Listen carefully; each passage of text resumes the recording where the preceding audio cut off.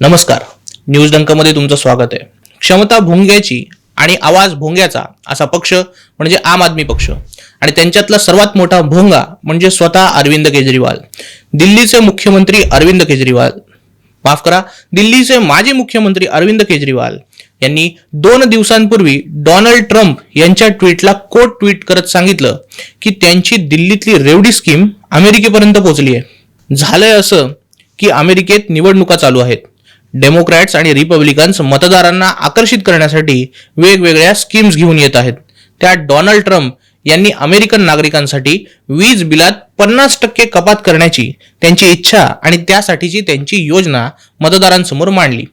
त्याचंच हे ट्विट होतं. तेच अरविंद केजरीवाल यांनी कोट ट्विट करत सांगितलं की दिल्लीची रेवडी योजना अमेरिकेपर्यंत पोहोचली. हे लिहिल्यानंतर त्यांनी मोदीची कशी जिरवली असं म्हणत एक स्मित हास्य नक्कीच केलं असणार.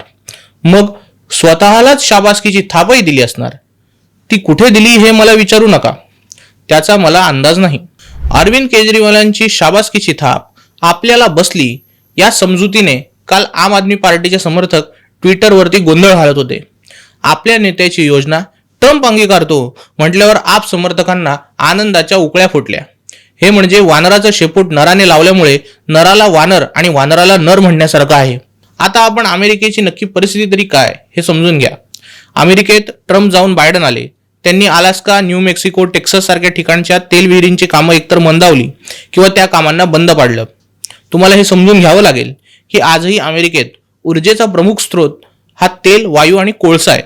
पण बायडन अण्णांनी याचा विचार न करता बेधडक निर्णय घेतला आणि नैसर्गिक ऊर्जा संसाधनांचं उत्पादन हळूहळू पूर्वीच्या क्षमतेच्या निम्म केलं. यासाठी त्यांनी ग्लोबल वॉर्मिंग, पर्यावरणाची हानी, प्रदूषण असली कारणं पुढे केली. शेवटी बायडन अण्णा पण डावेच. आपण काहीतरी क्रांतिकारी करतो हा भास निर्माण करणं हा डाव्यांचा शिरस्ता असल्याने ते असले शेंडाबुडका नसलेले निर्णय घेतच असतात. बायडन अण्णांच्या निर्णयाने अमेरिकेत तेलाचा तुटवडा पडला.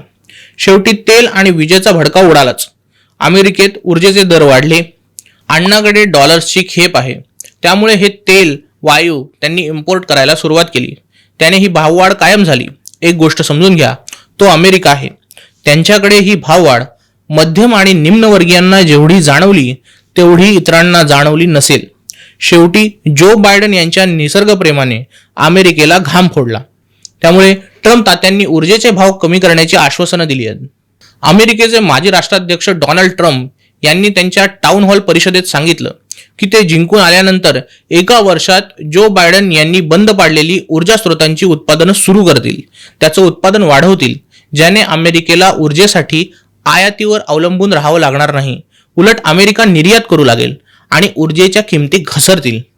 या 2 गोष्टी महत्त्वाच्या आहेत. एक म्हणजे ट्रम्प यांनी जिंकून आल्यानंतर एका वर्षाचा कालावधी मागून घेतलाय, कारण सरकार आल्यावर नैसर्गिक स्रोतांचं उत्पादन लगेच वाढणार नाही. जो बायडन यांनी शासकीय, प्रशासकीय अशा सर्व स्तरांवर काकांसारख्या काड्या करून ठेवल्या आहेत. त्या काड्या मोडण्यासाठीच त्यांनी जिंकून आल्यावर एका वर्षाचा कालावधी मागितलाय. दुसरी गोष्ट म्हणजे त्यांच्याकडे ऊर्जा स्रोतांचा एवढा साठा आहे की त्यांना आयात करावी लागणार नाही. म्हणजे त्यांचं तेल, वायू, कोळसा ते स्वतःच्या जमिनीतून काढणार आहेत. आता आपल्या दिल्लीत येऊ. इथे अरविंद केजरीवाल यांनी काय केलंय? विजेचे भाव थेट पाडले, पाण्याचे भाव थेट पाडले. आता ते कसे आहेत हे समजून घ्या. पहिले 200 युनिट वीज फ्री, मग 201 ते 400 युनिट विजेवर 50% सरकारकडून सबसिडी दिली जाते आणि 400 पेक्षा जास्त युनिट वीज वापरली तर प्रति युनिट 6.5 रुपये वीज बिल आकारण्यात येतं. त्याला अधिकचे 800 रुपये द्यावे लागतात, ते वेगळे. एक तर दिल्ली स्वतःच्या गरजेच्या मात्र 15% वीज निर्मिती करते आणि 85% केंद्र सरकारकडून विकत घेते. त्यात दिल्ली हे राजधानी शहर असल्यामुळे एव्हरेज विजेचा वापर हा 260 युनिट आहे.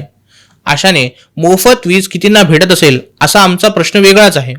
सोबतच दिल्लीत 400 युनिट पर्यंत वीज वापरणाऱ्या लोकांना 50% सबसिडी दिल्ली सरकारच्या तिजोरीतून जाते आहे. हेच त्यांनी केलं पाणीपट्टीसोबत, वाहतूक सुविधांसोबत. त्यामुळे दिल्लीत पाणी, वीज, वाहतूक सगळ्याच सुविधा कोलमडलेल्या दिसतात. वीज आली की मोफत म्हणून नाचायचं. त्यात नळाला आलेलं पाणी गढूळ. ते आलं तर ठीक, नाहीतर केजरीवाल यांच्या पक्षातल्या टँकर माफियाकडून मागवून घ्यायचं. दुसरीकडे दिल्लीची तिजोरी इतकी खंगली आहे की मागच्या 31 वर्षात पहिल्यांदा दिल्ली तुटीचा अर्थभरणा करणार आहे, अर्थात दिल्ली सरकार तोट्याचा अर्थसंकल्प मांडणार आहे. मागच्या 31 वर्षात कधीही तोट्यात न गेलेली दिल्ली आता तोट्यात जाणार आहे. आता केजरीवाल नाचतायत का? तर अमेरिकेत वीज 50% फ्री झाली आहे म्हणून ती होणार आहे. आहे का काही साम्य? उलट अमेरिका ऊर्जा स्रोत निर्यात करण्याची क्षमता असलेला देश आहे. तुम्ही 85% वीज केंद्र सरकारकडून घेणारं राज्य आहात. वीज मोफत देण्याची तुमची क्षमता नाही. तुमच्यात राज्यातले 65 ते 70% घरं ही 200 युनिटपेक्षा जास्त वीज वापरतात. त्यांना 50% सबसिडी भेटते आणि त्यामुळे तुमचं दिवाळी निघण्याची पाळी आली आहे. अशी पाळी अमेरिकेवर आली नव्हती आणि येणारही नाही. त्यामुळे तुमचं रेवडीचं राजकारण डोनाल्ड ट्रम्पने स्वीकारलं असं तुम्ही फक्त आप समर्थकांना मूर्खात काढू शकता. 31 मार्च 2025ला ही सबसिडी स्कीम संपली की केजरीवाल पुन्हा मोदींकडे बोट दाखवून आसवड ढाळणार आहेत. मोदी आम्हाला पैसे देत नाहीत म्हणून हातपाय पसरून रडारड करणार आहेत. कधी कधी तर मला वाटतं 25 दिन में पैसे डबलची कल्पना पण केजरीवाल यांनीच आणली असणार. तोपर्यंत नमस्कार. आमचा व्हिडिओ जास्तीत जास्त लाईक करा, शेअर करा आणि आमचं यूट्यूब चॅनल सबस्क्राईब करा. धन्यवाद.